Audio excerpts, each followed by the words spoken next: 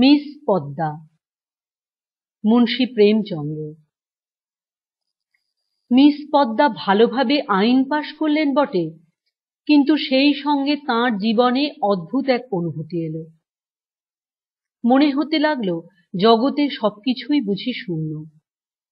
বিবাহ বন্ধন, সাংসারিক জীবনযাপন তাঁর কাছে মূল্যহীন মনে হলো। তিনি ঠিক করলেন যে বিয়ে থা না করে এইভাবেই জীবনটা কাটিয়ে দেবেন।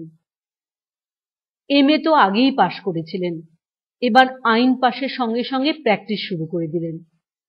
একে তো অপূর্ব সুন্দরী যুবতী, তার ওপর প্রতিভা, সর্বোপরি নিষ্ঠা ও পরিশ্রম তাঁকে তরতর করে সাফল্যের জগতে পৌঁছে দিল।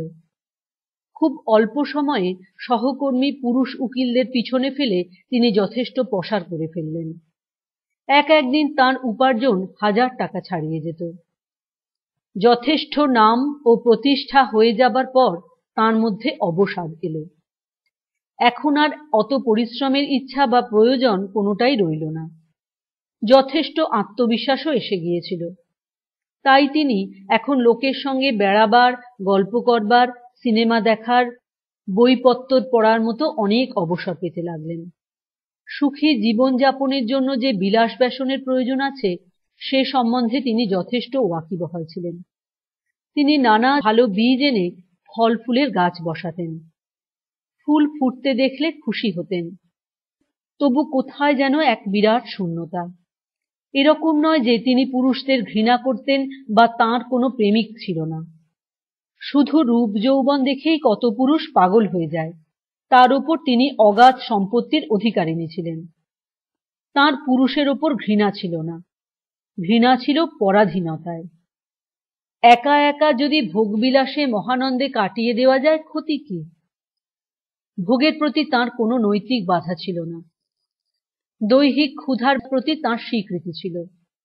তিনি জানতেন কোনো পরিষ্কার পরিচ্ছন্ন দোকান থেকে কিনে এই ক্ষুধা নিবৃত্তি করা যেতেও পারে। তাঁর প্রেম প্রার্থীরা কেউ উকিল, কেউ অধ্যাপক, কেউ কোটিপতি ব্যবসায়ী। তিনি জানতেন এরা সকলেই মৌমাছি, এসেছে গন্ধ পেয়ে। রসটুকু নিংড়ে নিয়ে আবার উড়ে যাবে অন্য কোনো ফুলে। তাই ভোগ নয়, জীবনের অন্য বিশেষ কিছু একটার প্রতি তাঁর আকর্ষণ ছিল। সেটা কি? কারুর প্রতি সম্পূর্ণ নির্ভরতা। মিস্টার প্রসাদ ছিলেন স্থানীয় এক কলেজের অধ্যাপক, অত্যন্ত রূপবান ও বুদ্ধিমান। তিনিও আত্মসম্মান বজায় রেখে স্বতন্ত্র স্বাধীনভাবে জীবনযাপনের পক্ষপাতী ছিলেন। এই মানুষটিকে পদ্মার ভালো লাগতো। মনে হতো একে সে আটকে রাখে নিজের সংসারে। প্রসাদবাবুকে কিন্তু কখনোই তিনি নাগালের মধ্যে পান না। একদিন সন্ধ্যার সময় পদ্মাদেবী বেড়াতে বেরোচ্ছেন, এমন সময় প্রসাদবাবু এলেন। বেড়ানো মুলতুবি রইল, কারণ আজকাল তাঁর বেড়ানোর চেয়ে বসে আড্ডা মারতে বেশি ভালো লাগে।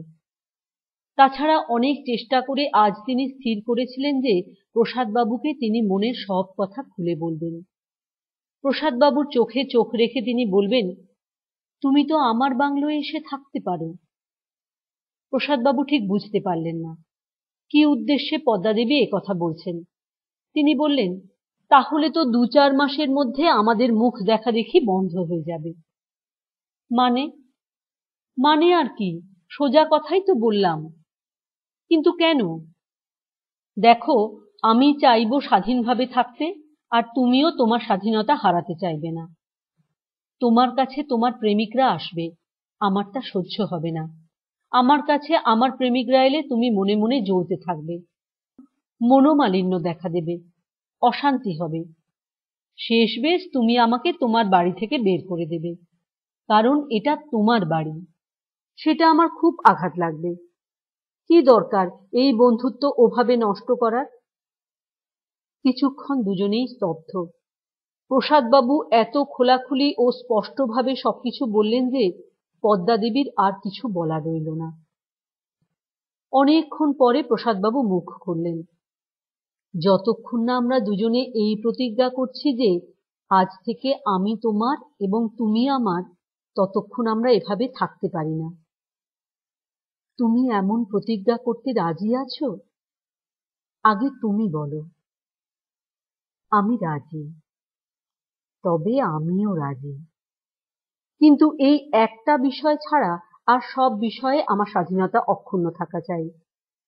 আমার বেলায়ও সেই কথা। মঞ্জুর, মঞ্জুর। তাহলে কবে থেকে? আমি তো বলি কাল থেকেই। ঠিক আছে, কিন্তু তুমি যদি কখনো এই প্রতিজ্ঞা অমান্য করো, যদি তুমি অমান্য করো, আমি অমান্য করলে তুমি আমাকে তোমার বাড়ি থেকে বের করে দেবে, কিন্তু তোমাকে কি সাজা দেওয়া চলে? তুমি আমাকে ত্যাগ করবে, আবার কি? হুম, অত সহজে আমার চিত্ত শান্ত হবে না। আমি তোমাকে হত্যা করব। তুমি বড় নির্দয়।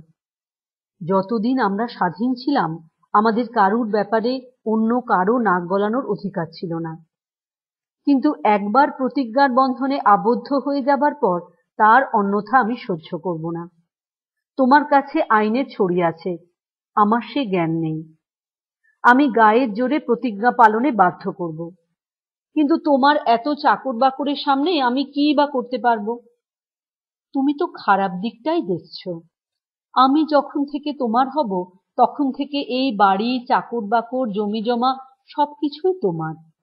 আমরা দুজনেই জানি যে ঘৃণার চেয়ে বড় সামাজিক অপরাধ আর কিছুই নেই। আমাকে তুমি ভালোবাসো কিনা জানি না, কিন্তু তোমার জন্য আমি সবকিছু সহ্য করতে, সবকিছু করতে প্রস্তুত। পদ্মা, এ কি তোমার অন্তরের কথা? হ্যাঁ, আমি অন্তর থেকেই বলছি, বিশ্বাস করো। কিন্তু কি জানি কেন তোমাকে বিশ্বাস হচ্ছে না। আমি তো তোমার উপর বিশ্বাস করেছি। মনে রেখো, অতিথি হিসাবে আমি তোমার বাড়িতে থাকতে পারবো না। স্বামী হিসাবে যদি স্বীকার করে নাও, থাকতে পারি। তুমি আমার বাড়ির মালিকই শুধু নও, আমার মালিক। আমার স্বামী হিসাবে থাকবে। আমি হব তোমার স্ত্রী।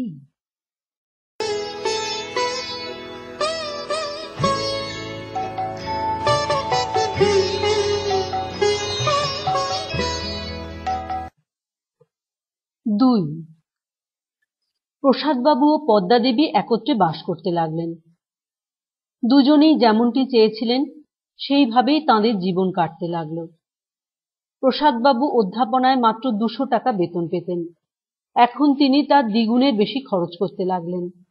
আগে মাঝে মাঝে মদ খেতেন, এখন দিনরাত মদ তাঁর সঙ্গে। বিলাস ব্যসনে বিপুল খরচের মধ্যে তাঁর জীবন কাটতে লাগল। পদ্মা দেবী তাঁর এই অমিতব্যয়িতায় কিছু তো বলতেনই না, বরং উল্টে তিনি প্রসাদবাবুকে দামি স্যুট পরিয়ে নিয়ে ঘুরে বেড়াতে পছন্দ করতেন। শহরের সবচেয়ে ধনী ব্যক্তির চেয়ে দামি ঘড়ি প্রসাদবাবুর হাতে, তাঁর জন্য আলাদা গাড়ি, আলাদা চাকর বাকর। প্রসাদবাবুকে সামান্য উদাস বা চুপচাপ দেখলেই তাঁর মন চঞ্চল হয়ে উঠত। তিনি সম্পূর্ণভাবেই প্রসাদবাবুর আধিপত্যে আবদ্ধ হয়ে পড়েছিলেন। রাজনীতিতে যেমন ক্ষমতার অপব্যবহার হয়ে থাকে, সংসারেও তাই হয়। এখন পদ্মা যেন প্রসাদবাবুর দাসী ছাড়া আর কেউ নয়। দুর্বল পক্ষের এই দশাই হয়, আর তার জন্য তাকে অনেক ক্ষতি স্বীকারও করতে হয়। প্রসাদবাবু পদ্মা দেবীর এই দুর্বলতার সুযোগ পুরোপুরি উসুল করে দিতেন। পেরেক যখন একটুখানি বসে গেছে, তখন তাকে ঘা দিয়ে গভীরে নিয়ে যাওয়া আর বেশি কঠিন হবে না। আজকাল প্রসাদবাবু অনেক রাত করে বাড়ি ফেরেন। পদ্মা দেবীর সঙ্গে বেড়াতে যেতে চান না। মাথা ধরা, পেট কামড়ানো, এমনই নানা অজুহাত দেখান।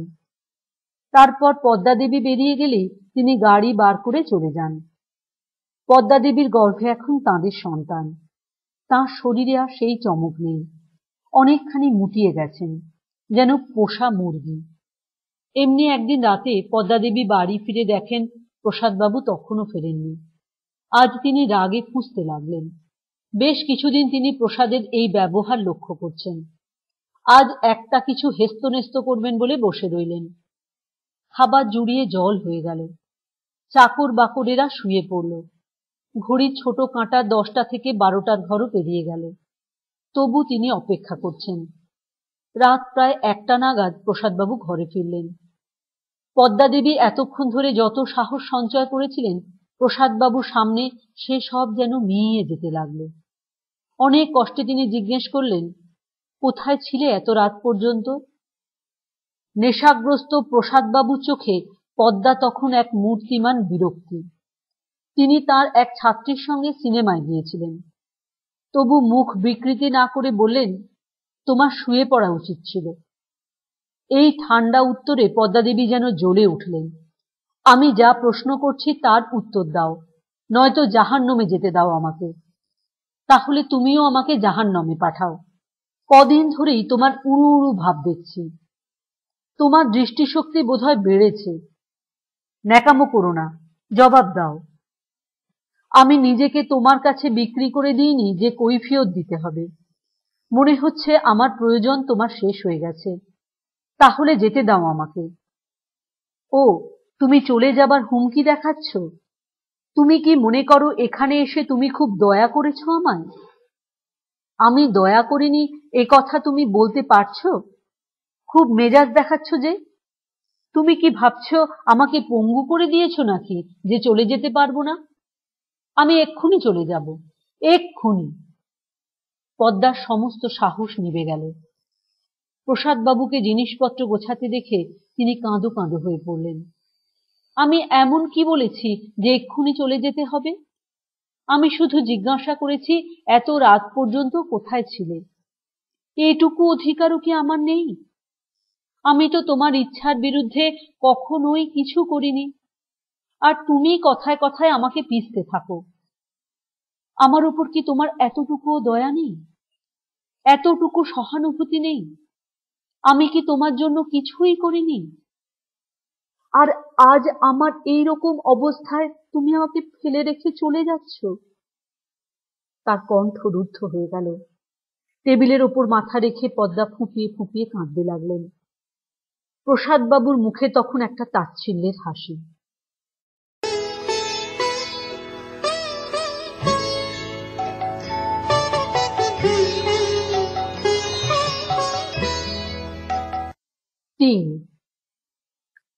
পদ্মার কাছে মহত্বের সম্ভাবনা একটা মস্ত বড় অভিশাপ রূপে দেখা দিল।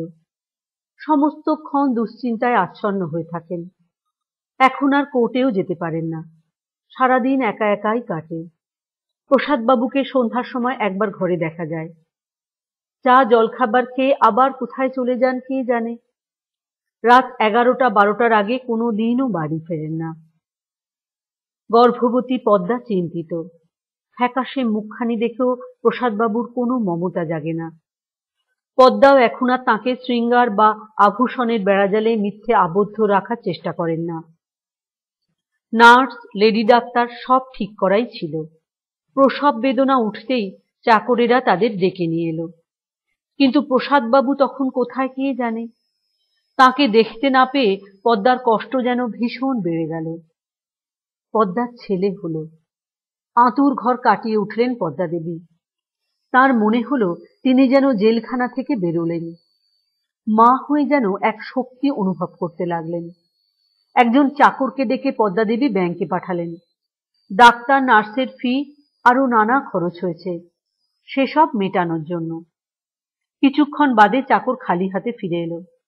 কি ব্যাপার? ব্যাংকের বাবু বললেন দিন কতক আগে প্রসাদবাবু তো সব টাকা তুলে নিয়ে গেছেন।